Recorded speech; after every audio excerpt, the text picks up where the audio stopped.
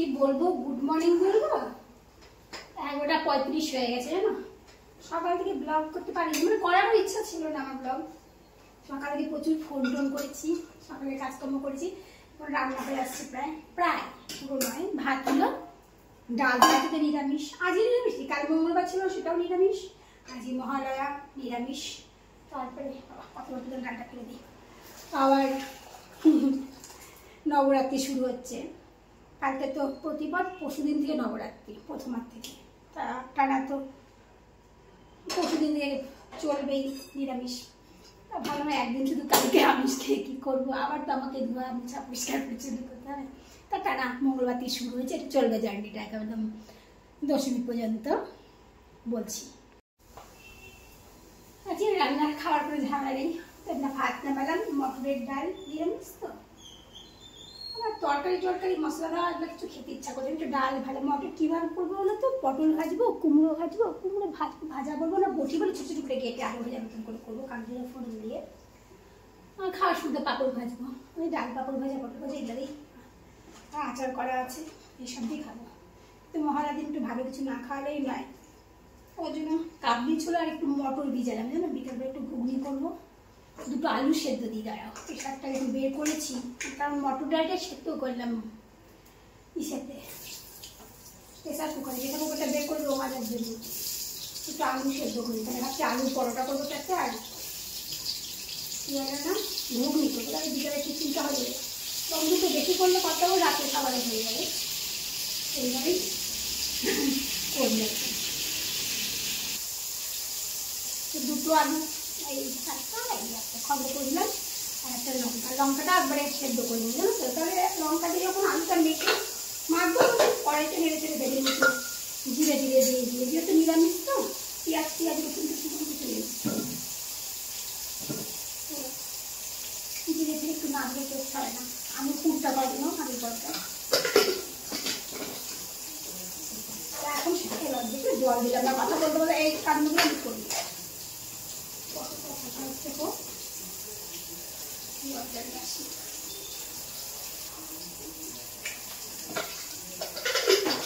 আলুটা এড়ে সেদ্ধ করে কড়াইতে নেড়ে চেড়ে পুরটা তৈরি করে রাখবো।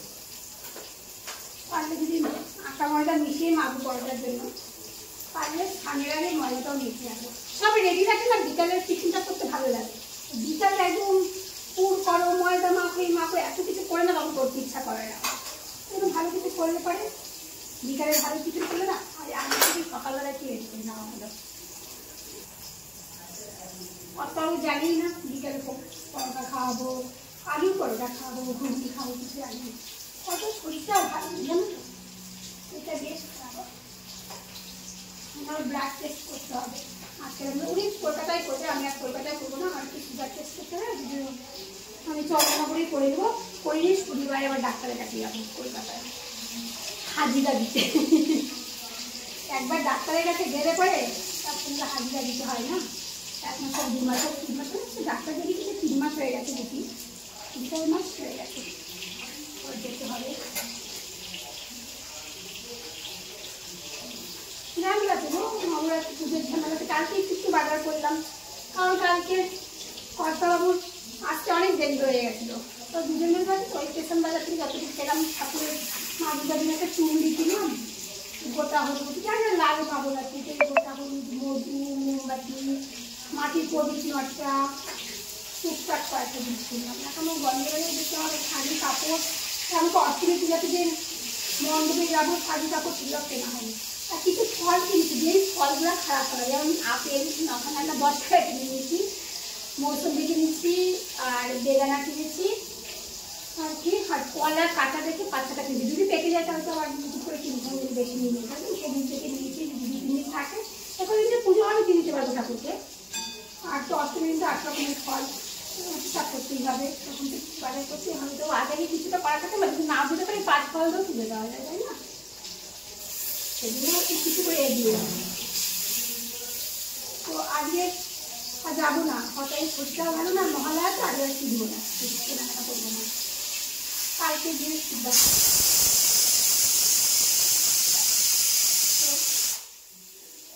কালকেও ভাজাটা খাবি কিনা জানি না, আর্ধেক বাজাতে বন্ধ না, ওসব পুজোর সময় বাজার বন্ধ থাকে না।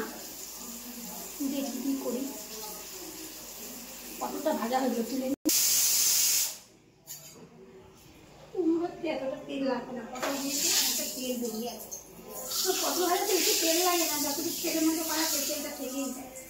বেগুন টেগুন যেমন তেলটা টেনে নেয়, পটলটা তার লাগে না, পুরো তেল টেনে গেছে। কুমড়োতেও কম তেল লাগে, তেলটা থাকলে তেলে প্যাচ প্যাচ করবে রান্নাটা। এইটাতে কী করবো, আলু টুকটা করে দিতে হবে। একটু কালো জিরা ফোড়ন দেব, একটু কালো জিরা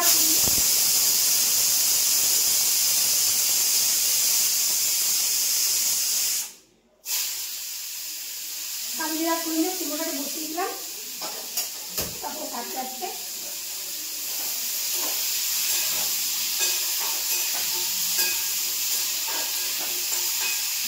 নুন হলুদ দিয়ে গ্যাসটা কমিয়ে যাবে না।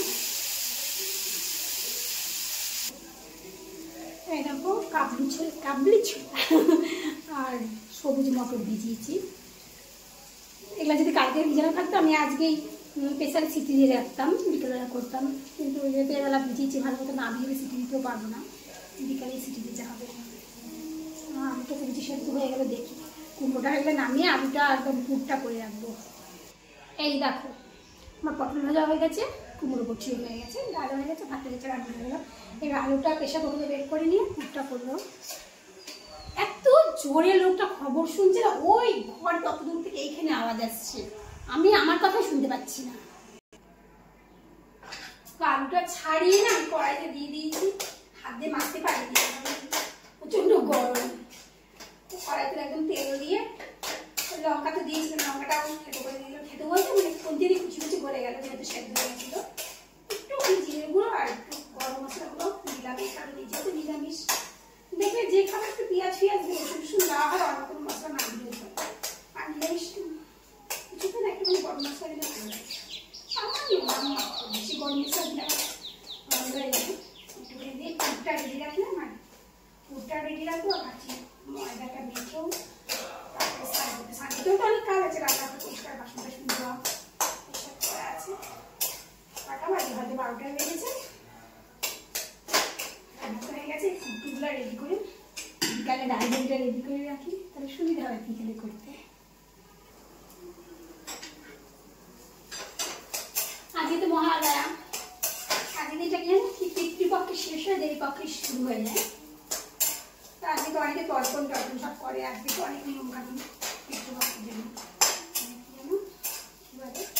পূর্বপুরুষদের জল দেয়, তো কত মানে তো তাদের জানি কিনা জানি। অনেকে আজকে উপোস করে ভোরবেলা পুজো করে মানে তর্পণ করে তারপরে বাড়িতে এসে সব নিরামিষ খাবার দাবার খায়। তো আজকে যদি নিরামিষে দিয়ে দেয়, একটু এরকম নিরামিষ আলুর পরোটা, নিরামিষ ঘুগনি এগুলো পায়, কত আনন্দ বলো তো। আমার কথাটা দূর পৌঁছাচ্ছে কিনা কে জানে, মোবাইলটা কত দূরে, আমার গলাটাও ফ্যাস ফ্যাস করছে। ব্যাস ফুল হয়ে গেছে, তুলে রাখি দেখাচ্ছি।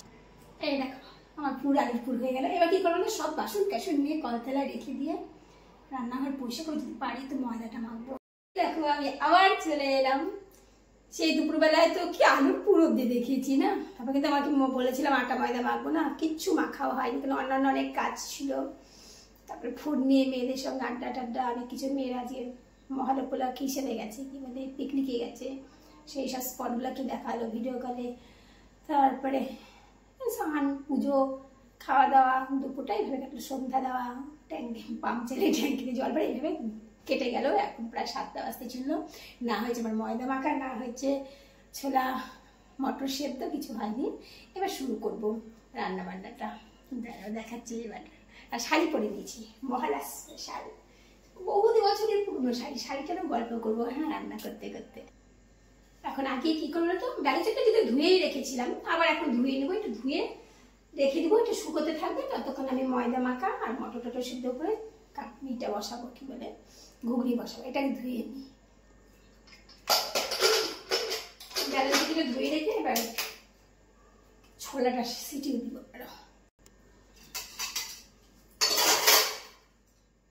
শাড়িতে কাজ করতে খুব অসুবিধা হয়, তবু সব করে শাড়ি পরলাম।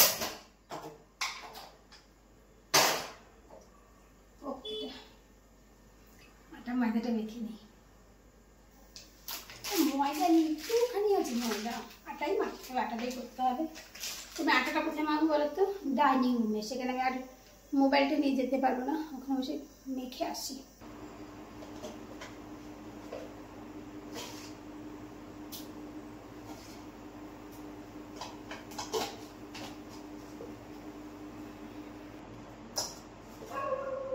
মাখাও হয়ে গেল, এটা সিটি পড়া হয়ে গেছে, সেদ্ধ হয়েছে কিনা জানি না, খুলে দেখতে হবে একটু। তারপরে এটা ঢাকা দিয়ে রাখি, রেখে আলুটা কাটছি। হ্যাঁ,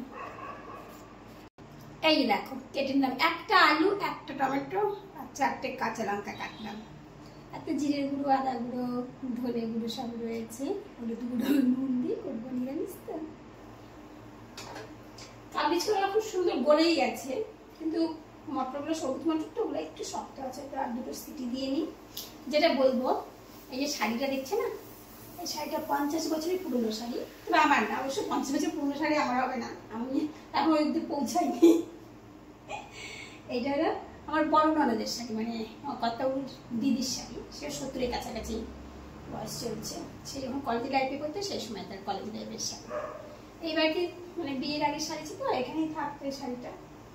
তারপরে একটা সময় আমাদের বিয়েটা হওয়ার পরে না, এটা নিয়ে গেছে। তো শাড়িটা ননদ পরেছিল, আমার খুব পছন্দ হয়েছিল। সেই সময় বলছি আমি, দিদি আমাকে শাড়িটা দিও তো, একদিন পরবো। তো দিদি একদিন দিয়ে দিয়েছিল, সেই সময় খুব ভালো লাগতো শাড়িটা নিয়ে, ব্লাউজ দিয়ে পরতাম। তখন তো অল্প বয়স, আমি মোটা কোনোদিনই ছিলাম না, রোগাই ছিলাম। তো চেহারাটা অল্প বয়সে যেটা স্ট্রং থাকে, স্ট্রেট থাকে, সেসবগুলো ছিল আর কি, গায়ে রং ভালো থাকে, ভালো লাগতো। আজ আলমারি খুলে শাড়িটা মানে পুরনো তো, মানে পচে পচে গেছে, পরছি না, মানে খুলে খুলে পরে পরে যাবে। আর এত ভালো লাগে, হচ্ছে শাড়িটা একটা স্মৃতি থেকে যাবে, যে এই শাড়িটা পরে তাহলে ভিডিও করি, কিন্তু একটা ফটো তুলে নেবো। আর শাড়ি দ্বারা জাগ দিয়ে তার কোনো ঘুম নেই, পড়া বসে কি যেন একটা কথা বলা যাই হোক, সেই টাইপের। যার সাথে তার তো চিন্তা নেই, মনে মনে কিছু নেই। আর আমি এই শাড়িটা দেখালাম, খুব ভালো লাগে শাড়িটা, একটা সুন্দর না বলো? আগেকার দিনে শিওর ছিল, এই ছোট্ট কড়াইটিতেই করবো, অল্প তো। কর্তাবাবু ঘুমোচ্ছে, উনি ঘুমোই থাকতে থাকতে আমার যে কাজগুলো হয়ে যায়, খুব ভালো। ঘুম থেকে দেখবে একটা ভালো টিফিন তৈরি করেছে, মনটাও খুশি হয়। থাক ঘুমোক, আমি ডাকবো, ডাকলে বলে চা দাও, এই দাও, আমার কাজের মধ্যে ডিস্টার্ব হবে। তো ওগুলো করিনি, ঘুমটিটা তো হয়ে যাবে ঝটপট। বেলা বাজির ব্যাপার আছে। পরোটা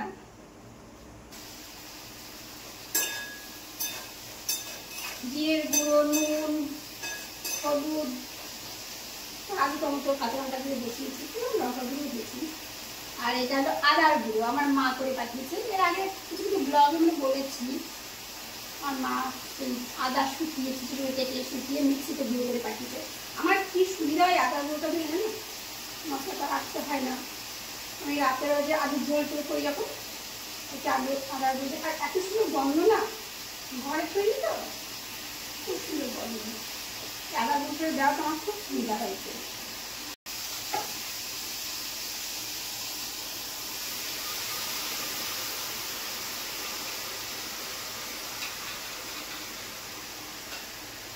এত গরম লাগছে না, খুব গরম লাগছে, তবুও মনে হচ্ছে স্পেশাল একটা দিন।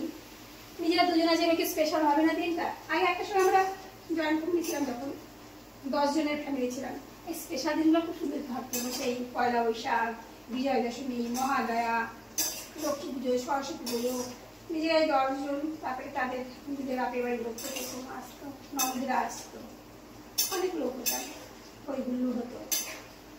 অনেক লোকের মতো আনন্দ, যেমনি নিরানন্দও অনেক আছে, তাই তো? সেই দিনগুলো একটা স্মৃতি হয়ে আছে। স্পেশাল দিনগুলো একটু একটু অন্যরকম ভাবে কাটানো উচিত, আমি তো মনে করি, আমাদের প্রত্যেকেরই। ঘরে তো অনেকে আমরা খাই, তাই না? পরোটা খাই, ঘুগনি খাই, লুচি খাই, সবই খাই, কিন্তু যে আজ মহালয়া উপলক্ষে খাচ্ছি, সেটা একটা আলাদা আনন্দ।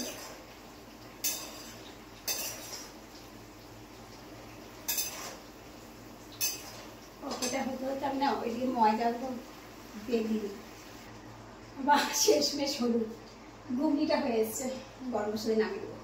ঘুগনি চাপিয়ে দিয়ে এগুলো বেলছিল, এগুলো বেলতে গিয়ে আমার মিস্ত্রি এলো কাজের জন্য নিচে, তার সঙ্গে 8 ঘন্টা কথা বললাম।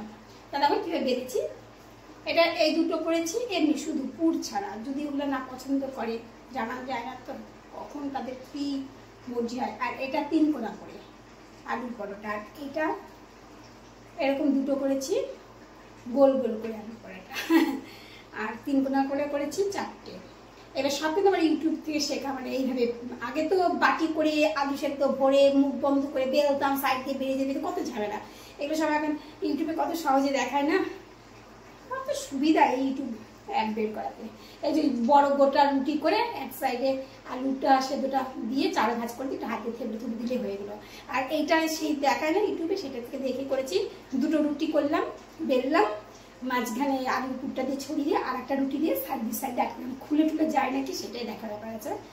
আর 2টো প্লেন নিয়েছে, মোট 6টা হলো আলুর পরোটা হয়েছে, 2টো প্লেন হয়েছে। তো এবার আমি ভাজবো, ঘুগনিটা হয়ে গেছে, নামিয়ে দেবো। কর্তাবাবুকে ডাকতে গেছিলাম না, কর্তাবাবু এখনো ওঠে, একটু হাত দিয়ে এলাম উঠে পড়ো, বলিনি এখন যে খাবারটা বাচ্চা তৈরি হচ্ছে। ও আর একটা কথা যেটা বলতে চাচ্ছিলাম কি বলতো, কর্তাবাবু কিন্তু রিফাইন তেলের কিছু ভাজা খাবে না, জানো আমাদের সরষা তেলের পরোটা হবে।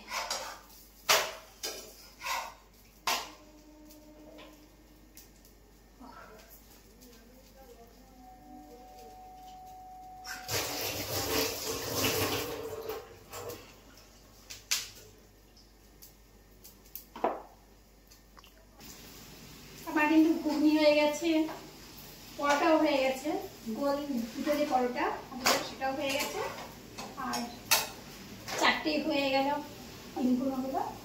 এবার প্লেন পরোটা যেটা সেটা 2টো করবো। এখন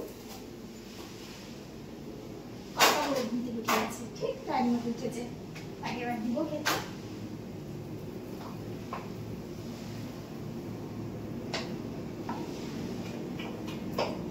এটা করে নামিয়ে রেখে খাবারটা বাড়ছি। এই দেখো মহালয়া স্পেশাল কর্তাবাবুকে খেতে দিতে যাচ্ছি ঘুগনি। এটা 3 কোনা আলুর পরোটা, এটা গোল আলুর পরোটা। তোমরা তোমাদের প্রিয় মানুষদের আজ মহালয়া দিনে স্পেশাল কিছু করে খাও, সেটা আমিষ হোক নিরামিষ হোক যাই হোক, ভালোবেসে আনন্দ করে হাসি মুখ করে খেতে দাও। টাটা, সবাই ভালো থাকবে।